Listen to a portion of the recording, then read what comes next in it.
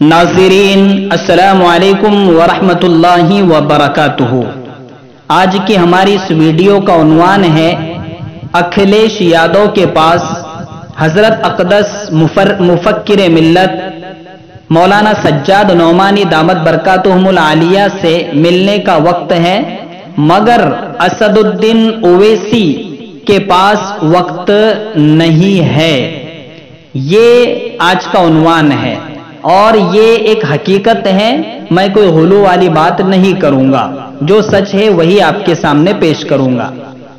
आज से 5-6 महीना पहले अखिलेश यादव ने हजरत अक़दस मुफक्किर मिल्लत मौलाना सज्जाद नौमानी दामत बरकातुहुमुल आलिया से कांटेक्ट किया और इजाजत ली कि हजरत मैं आपसे मिलना चाहता हूं।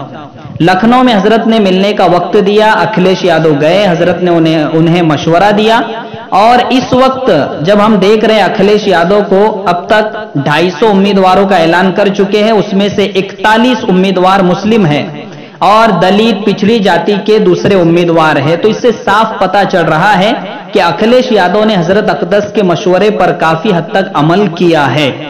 दूसरी तरफ देखते हैं कि असदुद्दीन ओवैसी को हजरत अक़दस ने 2 मरतबा लेटर लिखा और सोशल मीडिया पर, न्यूज चैनलों पर यह तक कहा कि मैं बीमार हूं, मैं ओवैसी साहब को यह दावत देता हूं कि मुझसे मुलाकात करें, मुझसे कांटेक्ट करें।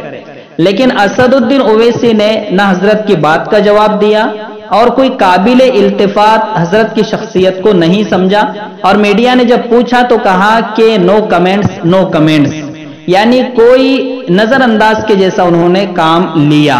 तो इससे साफ पता चलता है और हमें एक सोचने का मकाम मिलता है कि असदुद्दीन ओवैसी उलमा को नजरअंदाज तो नहीं कर रहे हैं। ये एक हकीकत है और जो हकीकत है वही मैं आपके सामने रख रहा हूं। झूठ बोलना हमारा पेशा नहीं है।